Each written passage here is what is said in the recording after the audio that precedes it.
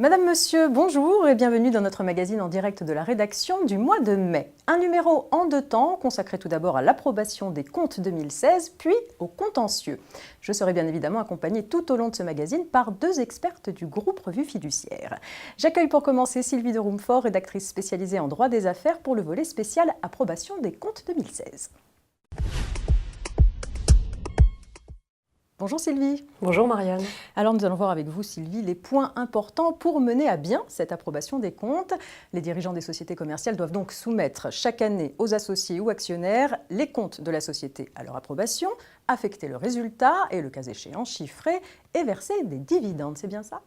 C'est exactement ça et c'est d'actualité puisque toutes les sociétés qui clôturent au 31 décembre doivent absolument approuver leurs comptes sociaux avant le 30 juin 2017. Dans les faits, le formalisme est très lourd, notamment dans les sociétés anonymes, et il convient d'anticiper et d'organiser le plus en amont possible cette assemblée et de préparer notamment les documents qui seront transmis aux associés ou aux actionnaires, et puis le cas échéant au commissaire aux comptes. Alors les associés qui vont approuver ou non les comptes vont voter au vu des comptes bien sûr, mais aussi au vu du rapport de gestion rédigé par le dirigeant pour les informer. Les sociétés unipersonnelles sont-elles dispensées d'établir ce rapport de gestion lorsque l'associé unique personne physique assume personnellement la direction et lorsqu'elles ont la taille des petites entreprises au sens comptable? Cette année, Sylvie, ces seuils ont été relevés. Oui, ces seuils ont été relevés et la conséquence, c'est que beaucoup d'entreprises, du coup, sont exemptées de cette obligation.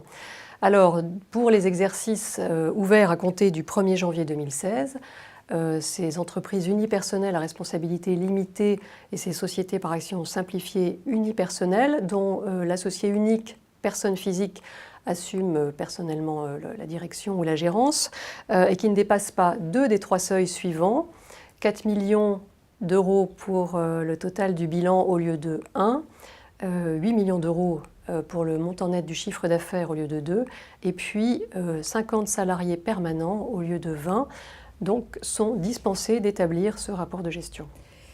Le rapport de gestion doit cette année contenir de nouvelles mentions, n'est-ce pas?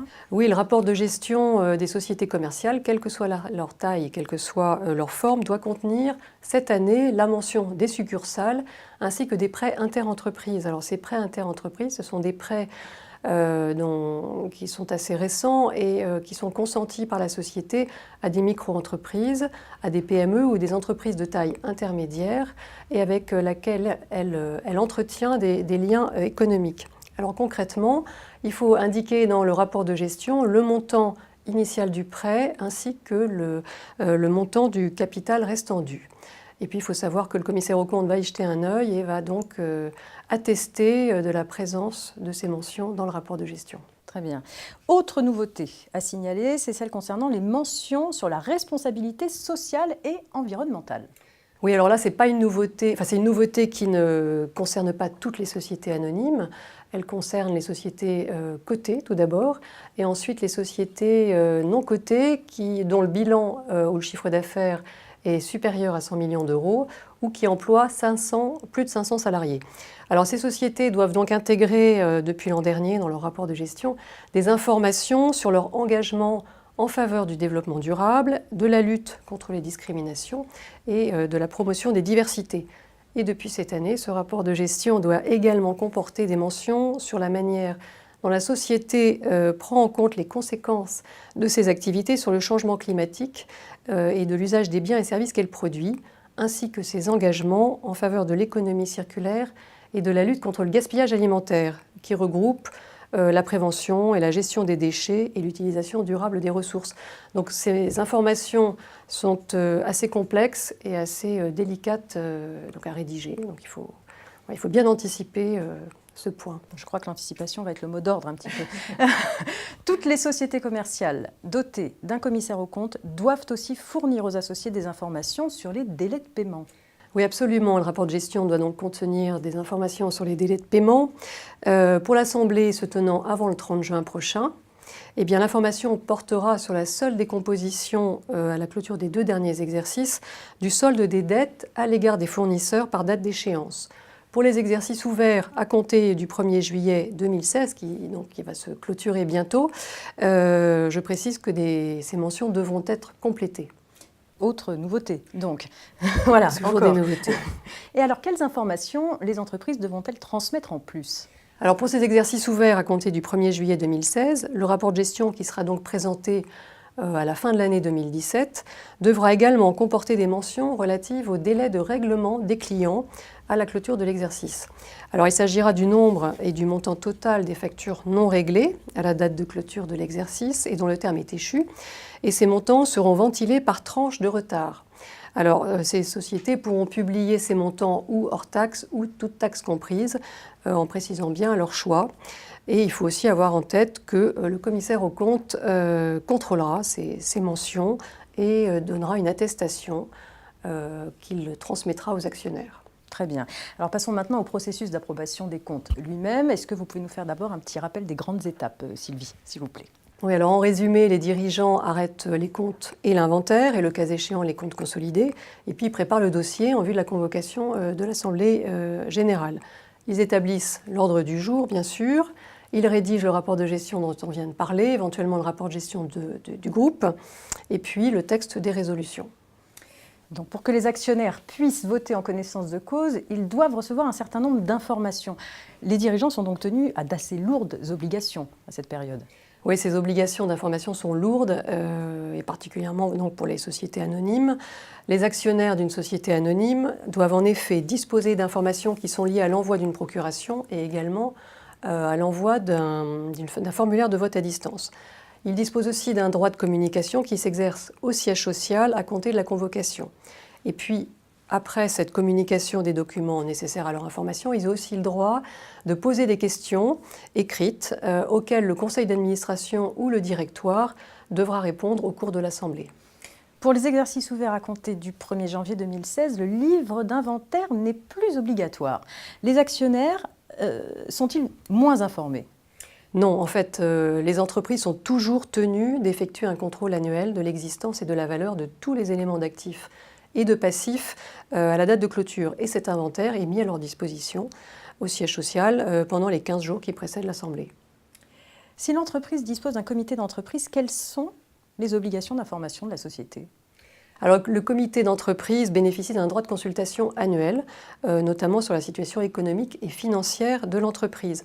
Ce droit est absolument sans lien avec l'Assemblée générale annuelle de la société. C'est-à-dire que les documents transmis aux associés n'ont pas à être transmis immédiatement aux membres du comité d'entreprise. Cela étant, tous ces documents doivent être mis à la disposition du comité d'entreprise dans la fameuse base de données économiques et sociales, qui est donc la réunion de toutes les informations dont dispose le comité d'entreprise au cours de l'année. Et cette mise à disposition doit être faite dans un délai suffisant, évidemment, avant la consultation des actionnaires. Et quels sont les documents qui doivent être rentrés dans la base? Alors en fait, ce sont les mêmes documents que ceux qui sont transmis aux actionnaires, c'est-à-dire les comptes annuels, le rapport de gestion et les autres rapports, les communications, les copies transmises aux associés et éventuellement le rapport des commissaires aux comptes. Et puis il y a aussi le texte des résolutions, bien sûr. L'Assemblée se tient au siège social ou dans tout autre lieu du département, sauf clause statutaire contraire, bien sûr.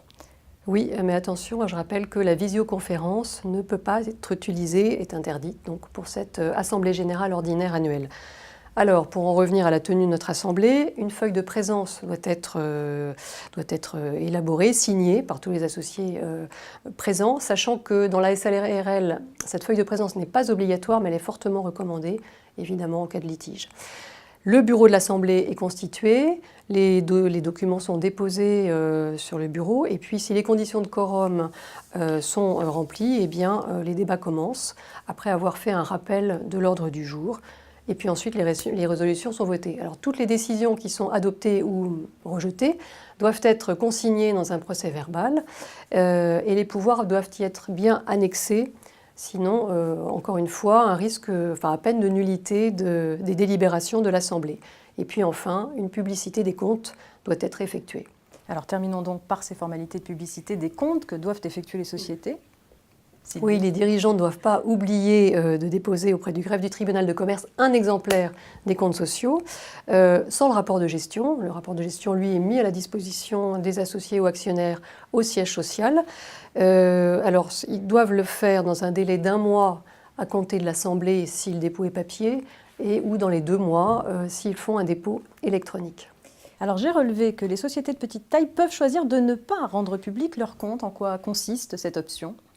Eh bien, depuis peu, les micro-entreprises ont en effet la possibilité d'opter pour la confidentialité de leurs comptes, c'est-à-dire que leurs comptes ne sont pas rendus publics. Et pour ce faire, ils doivent, au moment du dépôt de leur compte au greffe, joindre une déclaration de confidentialité.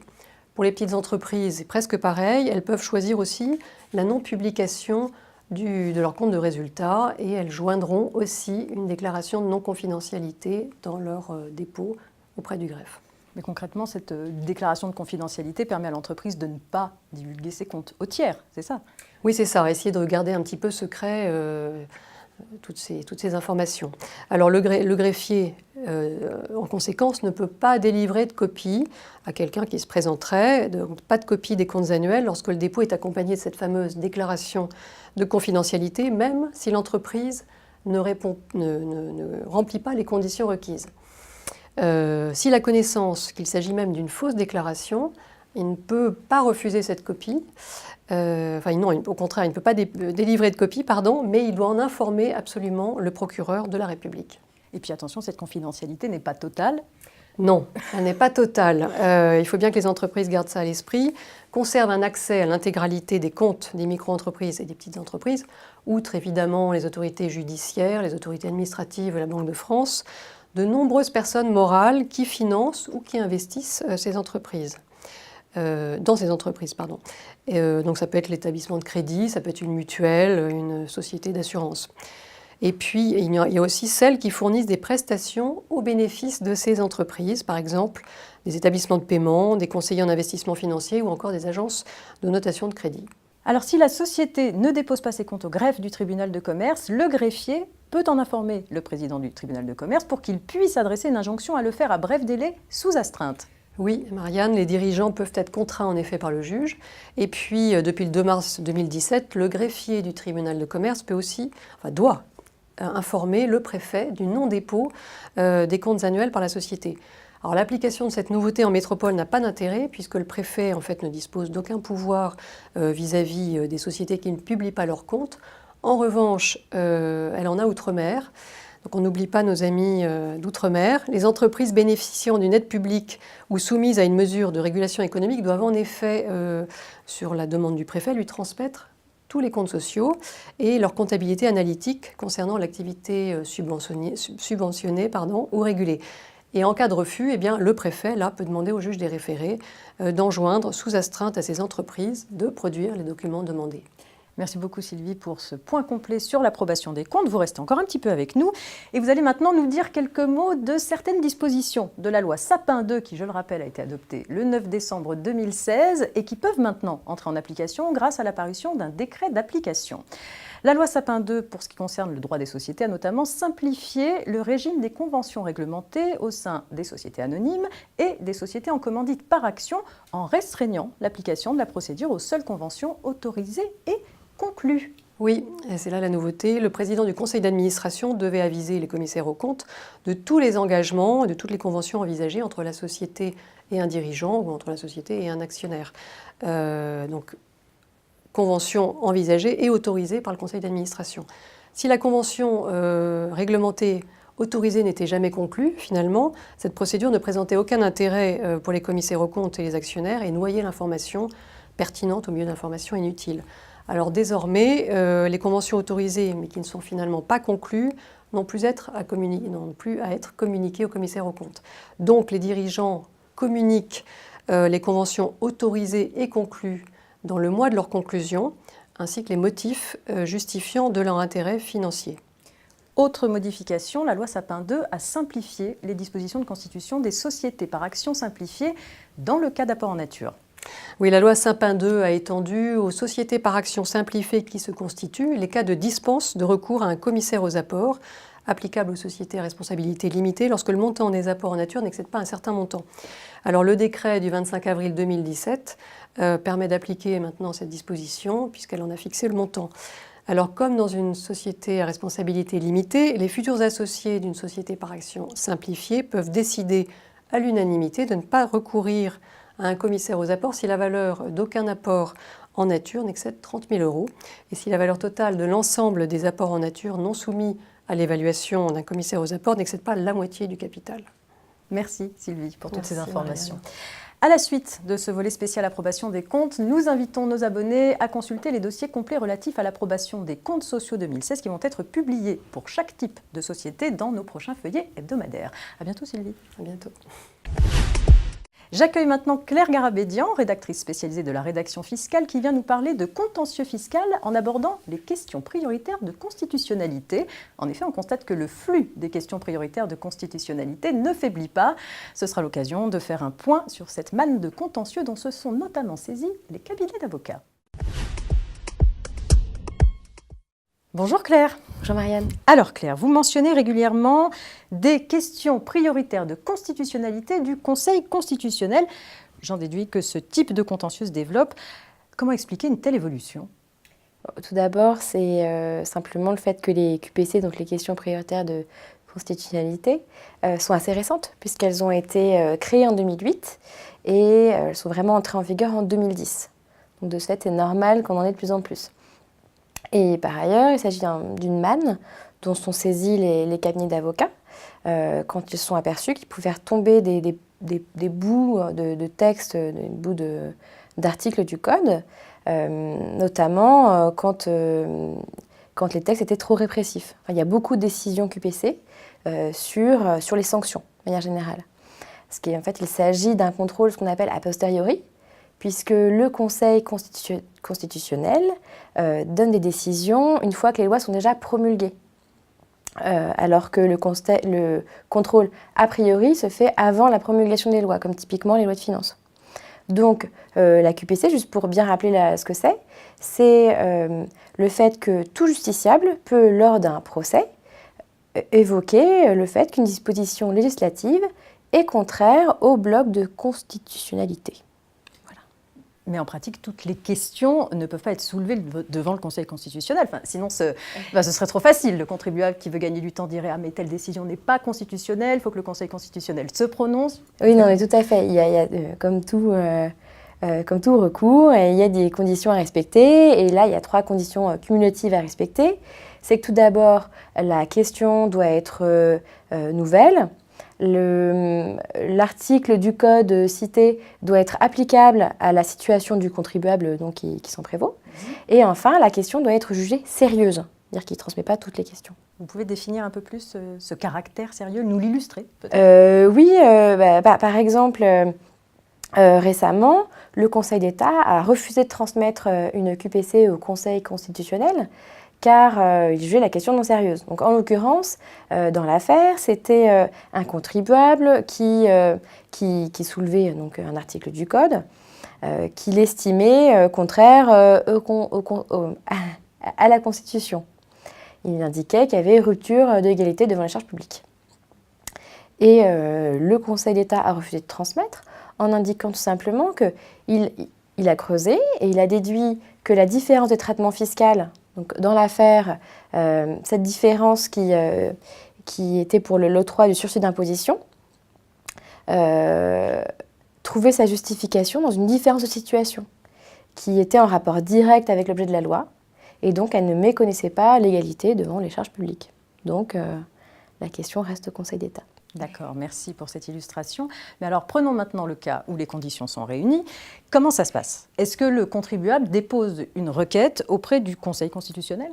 Alors non, ça se fait pas directement comme ça. Ce qui se passe, c'est qu'il soulève la question au cours du procès. Et en fait, c'est le tribunal, la cour administrative d'appel, qui va, elle, transmettre au Conseil d'État ou à la Cour de cassation.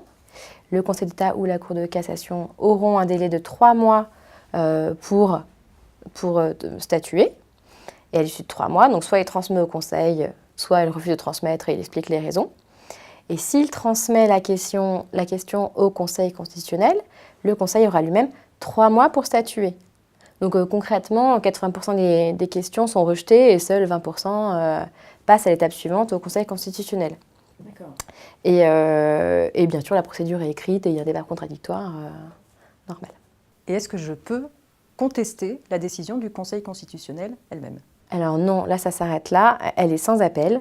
Donc le Conseil constitutionnel, soit il juge la disposition législative conforme à la Constitution, soit elle est non conforme, donc ça tombe, soit elle est jugée conforme mais il émet des réserves. Il fait beaucoup ça. Donc en fait, le contribuable peut quand même être gagnant.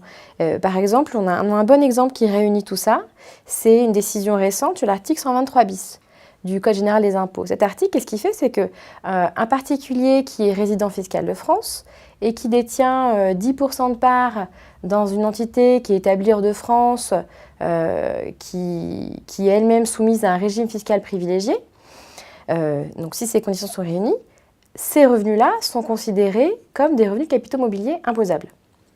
Donc c'est une présomption de distribution. Le Conseil constitutionnel, il a maintenu cette présomption de distribution qui a été mise en place par le législateur pour des raisons de lutter contre la fraude et l'évasion fiscale. Donc les bénéfices présumés sont censés constituer des revenus imposables. En revanche, côté taxation, il note que le contribuable, il ne peut pas sortir de ce qu'on appelle une présomption irréfragable de taxation. Par exemple, il ne peut pas être exempté de la présomption s'il prouve que la localisation de l'entité, donc dans cet état à fiscalité privilégiée, se fait pour un but autre qu'éluder l'impôt. Donc le Conseil constitutionnel, il a jugé que cette présomption irréfragable était non conforme à la Constitution. Ça tombe. Donc désormais, le contribuable peut, quel que soit l'État ou le territoire dans lequel l'entité est établie, faire échec à la taxation en l'absence de montage artificiel qui vise à éluder l'impôt. Et puis deuxième point également, c'est que lorsque l'entité est établie dans un État ou territoire qui n'a pas conclu de convention fiscale ou est considéré, avec clause d'assistance administrative, ou que c'est considéré comme un paradis fiscal, le revenu imposable ne peut pas être inférieur à une valeur plancher qui est établie de façon forfaitaire en fonction des revenus de l'actif net de l'entité. Là, le Conseil, il a émis une réserve. Donc il a dit ça passe, mais une petite réserve d'interprétation.